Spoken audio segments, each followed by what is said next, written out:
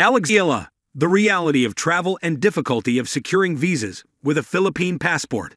Tennis. Alexandra Eala couldn't be prouder of her heritage, a fact that was on full show last month at the Miami Open, where she became the first player from the Philippines to reach the semifinals of a WTA 1000 event, and with it, cracked the top 100, having cut her ranking in half as a result of her Miami exploits, where she upset Australian Open champion Madison Keys and world no. 2 Iga Swiatek en route to the Final Four. Eala will now enjoy the fruits that come with being in that ranking range, including direct entry to the biggest tournaments. But there's one thing that Eala says is a challenge of being a citizen of the archipelagic nation of nearly 115 million, securing visas with her passport. What's challenging is being able to travel with flexibility, Eala said last week, speaking to Philippine media in the aftermath of her Miami run. As a tennis player, you need to be very flexible with your schedule. You're going to make a lot of last-minute choices, and it doesn't allow you time to organize all of this, every single time, to have the visas ready. As of 2025, the Philippine passport ranks 74th in the Henley Passport Index, which since 2005 has rated travel freedoms for the world. Eala and other citizens of the Philippines are afforded visa-free or visa-on-arrival travel to only 65 countries and territories. Though she is based at Rafael Nadal's namesake tennis academy in Mallorca, Spain, the 19-year-old needs a visa in advance of traveling to the location of the 4 Grand Slam tournaments: Australia, France, Great Britain, and the United States, as well as Asian swing hub China, just to name a few. But despite the challenges posed to her traveling, Eala says she wouldn't trade the intangibles that come from being Filipina for anything, including the fan support from the country's diaspora that has followed her across the globe. In 2013, the Commission on Filipinos Overseas, CFO, estimated that more than 10 million people of Filipino descent live or work abroad, and in 2023, more than 4.6 million of these could be found in the United States. The site of Eala's 2 biggest career achievements to date. In 2022, she won the Junior U.S. Open singles title. So, you cannot find that kind of community anywhere else, in my opinion, she confessed.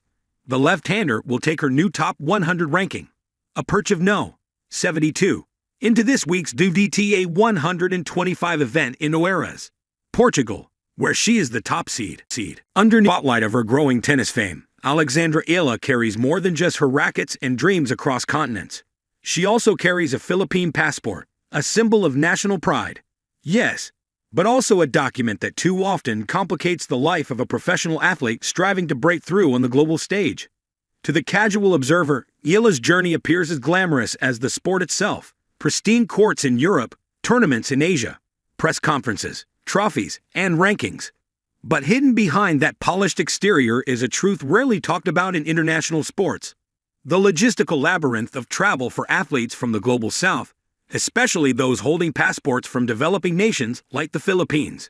For Eala, each tournament is not just about who she'll face on court, it's also about which embassy she'll face off with first. A world-class player, a third-world passport. At just 19, Alexandra Eala has become a household name in Philippine sports and a rising star on the global tennis circuit. But while her skill and tenacity allow her to compete with the best, the power of her forehand doesn't extend to border control.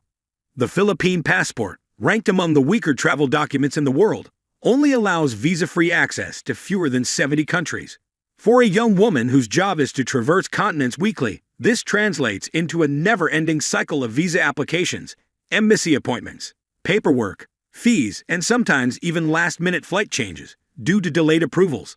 Unlike many of her peers from the US, Europe, or Australia, who can hop from tournament to tournament with a few clicks and a boarding pass, Eala has to plan her schedule with surgical precision. Every decision is tied not only to fitness and form, but to bureaucratic probability. The emotional and mental toll. Few fans see the anxiety that goes into waiting for a visa to process while training for an event that may be missed entirely. For Eala, that stress isn't theoretical, it's personal. There have been whispers in the tennis community of times when Alexandra had to pull out of tournaments not due to injury, but due to administrative delays. Some invitations have to be declined.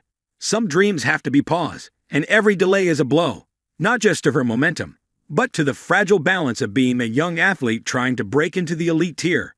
Imagine prepping for a clay tournament in Spain, only to be told your visa may not arrive on time. Imagine seeing a golden opportunity fade, not because you weren't ready, but because your passport said no. It's enough to test anyone's resolve. But Eala, ever composed, rarely shows the cracks. Logistics on a tightrope. Her team, led by her supportive family and the staff at the Rafa Nadal Academy, has become masterful at navigating the tightrope of international tennis travel. They anticipate embassy schedules, secure letters from tournament organizers, and scramble between appointments and courts. But the margin for error is slim. Unlike players with more privileged passports who can build last-minute entries into their schedules or jump into wildcard opportunities, Eala's options are far more limited. Flexibility is a luxury she rarely enjoys. This reality affects her ranking, visibility, and development. Not because she lacks talent, but because she's fighting a logistical battle her competitors don't have to worry about. Carrying a country and a burden. Despite these hurdles, Alexandra continues to rise. She does so with grace, rarely drawing attention to the systemic imbalance that shadows her travels. But perhaps she shouldn't have to stay silent about it. Her journey could shed light on a broader, often ignored truth. The playing field in global tennis is not as level as it looks.